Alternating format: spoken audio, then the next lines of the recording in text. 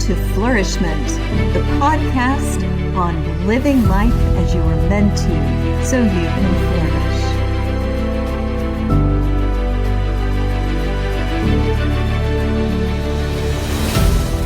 I am so excited today to welcome my friend and author, Beth Duewel. She is an amazing author of many books. She is a well-accomplished speaker, and she is also a mom and a wonderful person with a heart for women. Welcome, Beth, to Flourish-Meant. Thank you, Tina. I'm excited to be here, and thanks for having me on. Beth, could you share with us what your background is and why you're so passionate about helping women reclaim their happiness in their life? Well, a little bit about my background is I was a drug and alcohol counselor for 12 years at a psychiatric hospital. I loved my job, and I worked specifically with patients who struggled with depression. And I started to see joy as a way to, as something that we're all grasping for, we're all seeking. So that, my interest in that just definitely peaked in my career, but also in my personal life as well. As as moms, as wives, we see that joy can be taken from us so easily. So it's a struggle. The struggle's real, and I love writing. Writers write about what they struggle with. So true. Yes. So that's a little bit about my professional background. A little bit about me as a person is I'm married to my high school sweetie. We've been married for 33 years. And which, we got married when we were 10 years old. That's what I tell them. Of course you did. Yeah. and we have 3 children, almost adulting children. And they do help me keep laughing at myself and at life, for sure. So you have plenty of material for those humorous books that you write with Rhonda Ray. Yes, lots of fodder.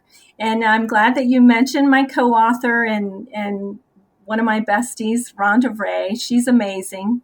And we write the Fix Her Upper books. And our latest is Fix Her Upper, Reclaim Your Happy Space. And it deals specifically with joy. And yay, Rhonda. I always say she's the teach and I'm the touch. And she's the funny, but funny things happen to me. So we work really well together. I love that you say that you're the touch, because I think that's so important, that you reach out to women where they are and meet them with realness. You have such an authenticity about you and also such a gentleness about you. Why do you think authenticity and gentleness are so important to reaching women who desperately need joy and happiness in their life, that just don't have that right now where they are? I think, don't you think we all crave realness, Tina? I mean, I believe in this. In reality TV, it's not real. Even though I'm a fixer-upper every day, I have DIY disasters, but I love those TV shows that scream out to our independent senses that we can do anything on our own. We see renovation bliss, and we want renovation bliss, and it's so easy and so effortless. But it's, the reality is it's not as easy as it is on TV. If you've ever done a home reno, that, 3 hours in and you're looking at maybe a 3-day project where you thought it was just going to take just a tiny bit of, reno, just a little reno here. So, but that DIY, sense, the sense that we can do it ourselves, it also gives us the illusion that we can handle life all by ourselves, that we don't need, that we can control things, that we can fix everything, and that we can make over our world until it's right again. So I even had that illusion once, that so much that when I met my husband, who was then my boyfriend, I told him that when I turn 30, I'll get religion and go to church. I acted like God was someone or something that you shop for while you're at Walmart, basically. But you just pull the master designer off the shelf when you need him. But the verse from Jeremiah was definitely my heart, and I believe it says these people have stubborn and rebellious hearts, and they have turned aside and gone away. I think it's 5:20, Jeremiah 5:23. That was me. That was me. I could do it all by myself, and but that didn't hold true for me. Um, that attitude, it kept me from knowing that I need God and I need His big grace. And that's when life falls short. I think sometimes we feel like we can do it ourselves, but we actually can't. I love how you're so real about where you were and what it took to get you to move out of that place. So, probably hitting that brick wall with a sledgehammer that wouldn't knock it down. Right, exactly. Exactly. God, He loves us so much that He wants to make us His, and He doesn't want to leave us as is. And I remember that over and over when I go through things. My sledgehammer was my demo day. I guess you could call it demo day, my demo day was when my mom died. I was 20. Um, I was sitting beside her bed and she was in a coma. And I didn't know the Lord. And I was picked up a Gideon Bible that was there beside the bed, and I read it. And Psalm 23. I don't know why we always go to that. I was raised in church, so it was kind of like a go-to. I mean, I remember funerals, and that's kind of a go-to verse. But there's Hmm. so much life in Psalm 23. In salvation, because I read where it says, He makes me lie down in green pastures. And I'd spent several days staring at my mom's white hospital sheets. I was craving green, and I wanted that spring, that freshness, that hope that there was going to be something new and better. And then it says He restores my soul. And I wanted that. And right there beside my mom's bed, I asked that Jesus would come into my life and that God would just take it over, that He would take it over. And even with new life in Christ and, attending Bible studies, doing my personal devotions, growing in my walk with the Lord, even then, I still felt exhausted. Do you ever feel that way, Tina? Even spiritually exhausted. Oh, yes. I definitely need that renewal and being led to restore my soul by the shepherd on a regular basis. It's not Right, just a one time thing. right, exactly. And we can even be doing all the right things and going through the motions, but spiritual exhaustion, it attacks us at our core. And a lot of times it dulls our hope and makes us sleepy to the sense that God's working in our life. So the reality is we're all juggling busy schedules, facing mountains of stress, dealing with desperate hurts, and then picking French fries out of our hair at the end of the day. Or maybe that was just me. But I've picked a few French fries out of my hair. When the kids were young, oh, talk about exhaustion. My kids would, Jerry and I would sleep through our tooth fairy rounds. We were like, "You missed your tooth again." And he'd be like, "No, you had the molar." And I'd be like, "No, you had the molar." Too many teeth and too many choices, for Goldilocks. Come on. So, um, even though all the things we're doing, even spiritually, all the things that we're doing may be good things, but we can still feel worn, torn, and tired. But like a fixer upper all wrong. But you know, God is the one that He knows that we can't fix it all, but we'll exhaust ourselves trying. So, especially when it comes to our joy. Absolutely. And I think joy is part of the antidote that God gives us to that sense of exhaustion. And I love that you bring humor because humor is truly medicinal as part of our refreshing of our souls. Yes, yeah. I think that, Proverbs 31 talks to us about how we can laugh. We're going to laugh at the future. And when we have God's joy in us, we can do that. And it doesn't mean that we're laughing at the circumstance, but there is a type of sigh and type of, joy that comes from just knowing that God's going to do it. Our books, Rhonda and I write our books. They're still based on and tied up in a bow from Ephesians 2:10. And that is, for we are his handiwork, created in Christ Jesus for good works, which God prepared beforehand, that we should walk in them. So, here we have a verse. If we apply it to joy, it tells us God works, God prepares, that we walk. It doesn't mean that we huff and puff while we're running ourselves ragged. And that was something that I've had to learn. Take it from me. I would run myself ragged, but we don't have to run. We can let rest and let God do a lot of the work. I love that God takes up the heavy part of the work for us, because I just feel too tired and too small to do all of the things that I have before me. Have you ever felt like there was just something so massive ahead of you that there was no way that you could handle it and you just felt like you had to give it up? I feel like that a lot. So years ago, when my husband and I were first married, we bought a fixer-upper. And it was a home that was falling down. It was, it was rough. We'd be knee deep in the flooded basement or receiving like a random shock from the bathtub faucet. I don't know if you've ever Oh, wow. but we never did get that one fixed. But I teased Jerry that not only had he purchased a fixer-upper, but he married a fixer-upper. And I felt like, when we signed those papers, we're walking in and we're thinking, oh, we can do this. And then months later, I'm like, oh, we can't do this. So, I would constantly tease my husband that both of us were very high maintenance, the house and his wife.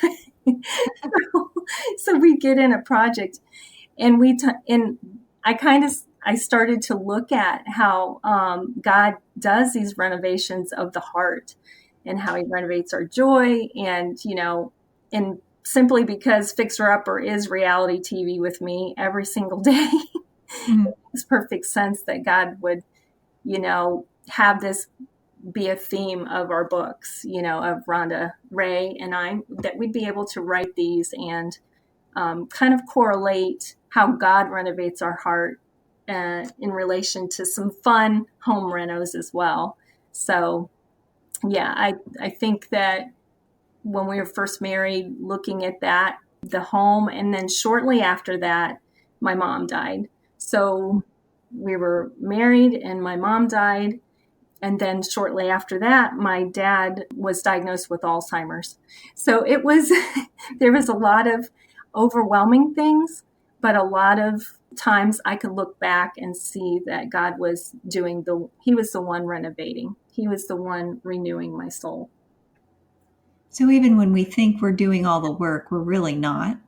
We're not doing any of it. And I mean, there are things we can do, of course, to increase our joy, but being in the presence of, like you said, daily, walking with the shepherd, Tina, that is key. And what part do we play in helping restore happiness to our life when we can't change those circumstances that are so difficult around us? Is there something that we can do to help unburden ourselves from feeling stuck in those places where we're overwhelmed and it's just a despairing set of things that are going on around us? I think giving it to God, it is such a cliche thing to say, but it is still true.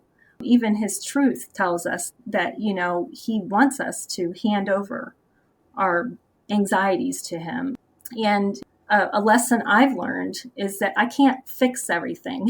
I want to control and fix. I'm a fixer-upper, and I end up getting myself in a lot of DIY disasters, but I can't fix the friendships. I can't fix, the circumstance. I just end up leaning in, looking at how God, is going to do this. God sees the potential in something, and a do-it-yourself type girl like me, I see potential too, and I want to make it right, especially when it comes to my kids. My kids, when it comes to them, I'm like, what? If they get off the school bus and say someone was mean to them, I'd be like, what? Get me the phone. Mommy's going to fix this right here. We're going to bake some cookies because this is going to be okay. you know, I was going to fix it. But when my oldest daughter was diagnosed with a brain tumor, she was 14 years old. And it was a lesson that I learned that I can't fix it. I can't fix it. And so I had to basically, again, turn over and allow God to do the work. So allowing God to do the work kind of helps you get your soul restored, so to Yes. speak. Yes. And then when do you find happiness in the midst of those kinds of things? Well, I was just speaking with my daughter who still has, some difficulties with her health. And it's a challenge. It can be a challenge. And we were talking about how we see that not only is God doing work, but when we look at our days differently. For instance, last week she told me, "Mom, I had 3 good days," and I was so excited because we were looking at the goodness of it. So God is always moving us to His more, and when we invite this into our life, His more into our life, we can look at a day that is basically we're judging a moment for all that it, sometimes we judge a moment for all that it lacks, but we forget to look at it for what it doesn't lack. And what it doesn't lack is usually God's joy. I think about what Jeremiah holds. I love that the passage in that book that talks about how God, knows the plans for us. And if we take that out of context, we miss the fact that the people were in exile. They were basically away from their homes and, trying to settle in where God had placed them. And then in Jeremiah 32:40, we have that verse that says, "I'll make an everlasting covenant with them. I'll never stop doing good to them. And I will inspire them to fear me so that they will never turn away from me." He says He'll never stop doing good to us. So no matter how much fear or uncertainty this day holds, no matter how much joy we feel like is not there, God's over and over good is being added to that day. So to me, that is a way that we can find joy, and seeking Him is another way, to have it. I love that you're talking about God's more, because we do always have a tendency to look for the flaws, to look for the negatives, to look for what we don't have. And you're talking about instead seeking intentionally, because it's not our default setting, to look for the goodness that God is bringing us in that moment, even if it's just the strength to get through it. So it reminds me of Corrie ten Boom's The Hiding Place, Oh, where Corrie ten Boom's sister told her to be thankful for the fleas. And then they later learned that the fleas were keeping the guards out of the room where they were praying, so they were allowed to pray. And oh, no one would normally think of being thankful for fleas, but Betsy, Corrie ten Boom's sister, did. And in that, she got joy, and she was able to share that joy by being positive in the absolute worst of circumstances in a Holocaust era right. concentration camp. That's the worst circumstance possible. But they were able to look for joy and praise God in the middle of that, which is incredible. But I think that's part of our key, is looking for that, like you were saying. Oh, that is so true, Tina. And I love that story, Tina, because it's powerful. There's power there. We know that joy is the tangible touch of God. We know that. But something miraculous happens when we measure life from the plenty of our less. Because we see Jesus for the good and gracious being that he is. We see him for who he truly is, and he demands less effort on our part. So when we look at it for what his more, we it takes the pressure off. And for a mama, a wife, a person that always wants to fix things and do it myself, knowing Jesus in that way and necessary for me to be able to feel his joy. And it's sweet, when we have that. If we think about that verse that I just talked about, it's kind of scary to take that entire verse, because God tells us in Jeremiah that I will inspire them to fear me. That's a scary part of that verse. The first, I want to focus on the stop doing good to them, that part. And I want the happy to happen. Mhm. And that's what God's telling us, is let his happy, wherever he's settled our hearts in whatever specific circumstance that is right now, doesn't mean that we won't be depressed but it means that we can allow his joy, his happy to happen instead. So God's happiness isn't necessarily dependent on our being comfortable about everything. Right. Exactly. It's kind of a funny story. A friend and I wandered into a tea room last week, and I'd never been to a tea room, and we got in there, and it had all the linen and the plates and this little tiny dish with a baby-sized spoon that sat in the center of our table. I mean, this place was fancy. So I ordered tea, and I lobbed a bunch of extra tiny teaspoons of the white into my cup with my fancy fingers, pointed up high, because that's what you're supposed to do in tea rooms, I guess. I don't know. But there's a little small detail. It's good to know what exactly it is that you're extraing and you're putting extra in your tea, because you might have to hand it back to your server and explain, my tea tastes like the ocean. I'm sorry. Can you please take this back? So that reminded me of how much sometimes we're expecting that it's going to be sweet, and that God's going to, that our tea's going to taste good, but sometimes life tastes like the ocean, and we try to put all that extra, we heap all the extra we can on, because we can. And sometimes we happily heap the wrong things, because we think life's going to taste just a tiny, tiny spoon sweeter when we do. But there's something infinitely healing in the thought that, unlike, sugar or salt, that there's nothing I can add to the simple joy of Christ. His joy is elaborate, and it's complete, and it's enough. I love that. His joy is elaborate, complete, and enough. That is just beautiful. Thank you for sharing that. That is wonderful. Can you describe for a woman who is in a place where she desperately wants more happiness in her life, how can she claim that back?